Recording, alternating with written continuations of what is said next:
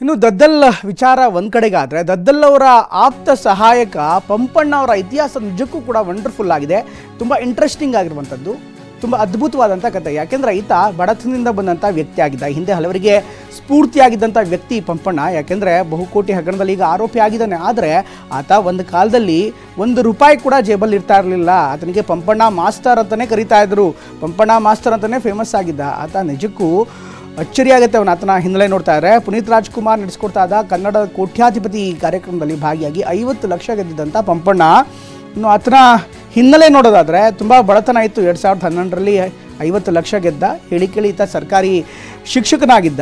ಮೊದಲು ಬೇರೆ ಬೇರೆಯವರಿಗೂ ಕೂಡ ಈತ PA ಆಗಿದ್ದ. ತುಂಬ ಬಡತನದಲ್ಲಿದ್ದ. TV9ಗೆ ಸಿಗ್ತಾ ಇರುವಂಥ ಮಾಹಿತಿ ಪ್ರಕಾರ ಈ ಪಂಪಣ್ಣ ಮೊದಲು ಸ್ಮಶಾನದಲ್ಲೇ ಏನು ಎಡೆ ಇಡ್ತಾಯಿದ್ರು ಆ ಎಡೆ ಊಟವನ್ನು ಮಾಡಿ ಜೀವನ ಸಾಗಿಸ್ತಾ ಇದ್ರು. ಅದಷ್ಟು ಕಡು ಬಡತನ ಇತ್ತು. ಸ್ಮಶಾನದಲ್ಲಿ ಆತ ಬದುಕಿದ್ದ. ಅನೇಕ ಸಿನಿಮಾಗಳನ್ನು ನೋಡಿರ್ತೀವಿ ನೀವು, ಇಂಥ ದೃಶ್ಯಗಳು ಬಂದಿರ್ಬೋದು. ಆದರೆ ಪಂಪಣ್ಣ ಅವರ ನಿಜ ಜೀವನದಲ್ಲಿ ಆದಂಥ ಘಟನೆ ಇದು, ನಿಜ ಜೀವನದಲ್ಲಿ ಆದಂಥ ಕಥೆ ಇದು. ಆತ ನಿಜಕ್ಕೂ ಕೂಡ ಬಡತನದ ಬೇಗೆಯಲ್ಲಿ ಬೆಂದು ಹೋಗಿದ್ದ. ಸ್ಮಶಾನದಲ್ಲಿ ಹೆಣಗಳಿಗೆ ಯಾವ ಎಡೆಯನ್ನು ಇಡ್ತಾಯಿದ್ರು ಆ ಎಡೆಯನ್ನು ತಿಂದು ಅನೇಕ ವರ್ಷಗಳ ಕಾಲ ಜೀವನವನ್ನು ಮಾಡಿದ್ದ ಅನ್ನುವಂಥ ಮಾಹಿತಿ ಲಭ್ಯವಾಗ್ತಾ ಇದೆ. ಅದಾದ ಬಳಿಕ 2012ರಲ್ಲಿ ಕನ್ನಡದ ಕೋಟ್ಯಾಧಿಪತಿ ಕಾರ್ಯಕ್ರಮದಲ್ಲಿ ಭಾಗಿಯಾಗಿ 50 ಲಕ್ಷ ಗೆದ್ದಿದ್ದ.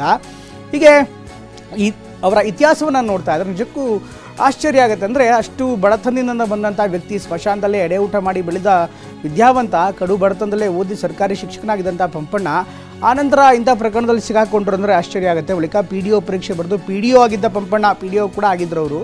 ಹೀಗೆ ಜನಪ್ರತಿನಿಧಿಗಳ ಲಿಂಕ್ ಮೂಲಕ ರಾಜಕೀಯದತ್ತ ಒಲವು ಬೆಳೆಸ್ಕೊಂಡ್ರು. ನಂತರ ಇನ್ನು ಬಳಿಕ ಮಾಜಿ ಸಂಸದ BV ನಾಯಕ್ ಕೂಡ PA ಆಗಿದ್ದರು. ಅಂದರೆ ದದ್ದಲ್ಗೆ PA ಆಗಿಂತ ಮೊದಲು BV ನಾಯಕ್ ಆಗಿದ್ದರು. ನಂತರ ಶಾಸಕ ದದ್ದಲ್ಗೆ ಆಪ್ತ ಸಹಾಯಕನಾಗಿದ್ದಂಥ ಪಂಪಣ್ಣ ಈಗ ವಾಲ್ಮೀಕಿ ನಿಗಮದ ಹಗರಣದಲ್ಲಿ ಸಿಲುಕಾಕೊಂಡಿದ್ದಾರೆ. ಇವರ ಇತಿಹಾಸವನ್ನು ನೋಡ್ತಾ ಇದ್ರೆ ನಿಜಕ್ಕೂ ಒಳ್ಳೆಯ ಇತಿಹಾಸ ಇದೆ, ಒಳ್ಳೆ ಹಿನ್ನೆಲೆ ಇದೆ.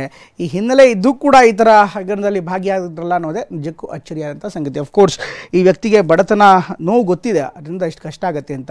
ಈಗ ಇಂಥ ಹಗರಣದಲ್ಲಿ ಸಿಕ್ಕಾಕೊಳ್ಳೋ ಮೂಲಕ ಬೇರೆ ರೀತಿಯಲ್ಲೇ ಸುದ್ದಿಯಾಗಿದ್ದಾರೆ.